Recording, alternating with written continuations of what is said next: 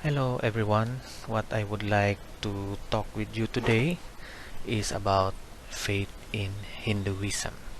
So this is a continuation about what we talk about the concept of faith in the comparative religion. So I begin talking about the term Hinduism. So where this word came from. So Hinduism derives from a Persian term denoting the inhabitants of the land beyond the Indus river in present-day Pakistan. So based on what I have known about this term is that it is already a word that evolves from the different pronunciations of those people who have reached this area, the Indus River, and they believe that this is where this religion had started. For this reason, I begin to talk about the origins of Hinduism. So, most scholars believe Hinduism started somewhere between 2300 BC and 1500 BC in the Indus Valley near modern-day Pakistan. So, the statement there, most scholars, because they could not really predict how it really the time of the start of this religion. You know, some would say they would many years ago or about 4000 BC, but this is most scholars agree with. But many Hindus argue that their faith is timeless. So this is another reason why they don't really care about how it started, because they believe that their faith is timeless and has always existed. Unlike other religions, Hinduism has no one founder but is instead a fusion of various beliefs. So we have the philosophy, the culture, the traditions. So the fusion of this is becomes the way of life of the people.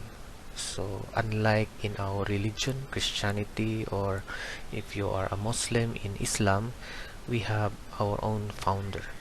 So I think this is the only religion with no founder that can be traced.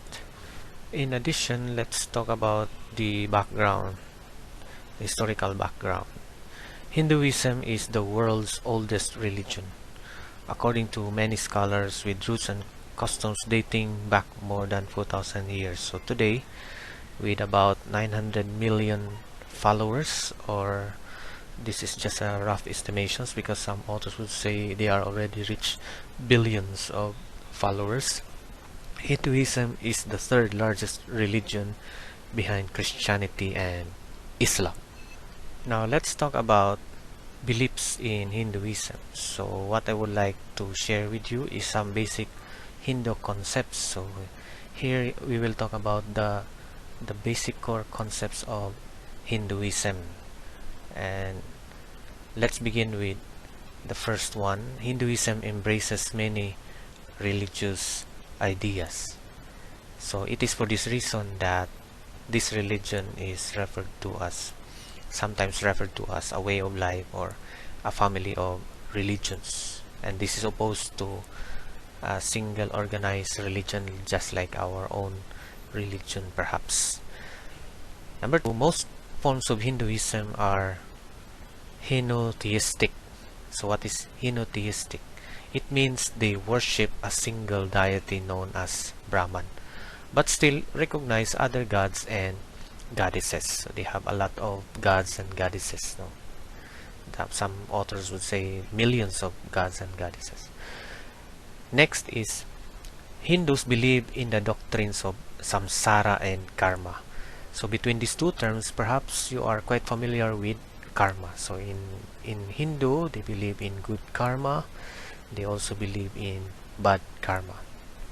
But first, let's ask what is samsara. Samsara is a continuous cycle of life, death, and reincarnation. In other words, it is about reincarnation.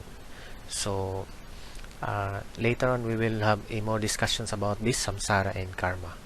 Another concept is one key concept is the the key thoughts of Hinduism is Atman. No? So what is Atman? It is about a soul, no? The belief in the soul. So we have our own individual soul. So for a time, it it it is separated from the Brahman. So it's just like perhaps ocean, and there was this drop of water. So when this drop of water merges into the ocean, it becomes a part of the great body of ocean. But for a time, there are times that it is uh, separated from that body of water, so it's just a drop of water. So that is how the analogy of the soul of human being, and even other creatures, and it will go back to the soul, the great soul we call Brahman. So that's how they have this understanding of Atman. Next is one fundamental principle of the religion is the idea that people's actions and thoughts directly determine their current life and future lives. So this is connected to the idea of samsara and karma. So your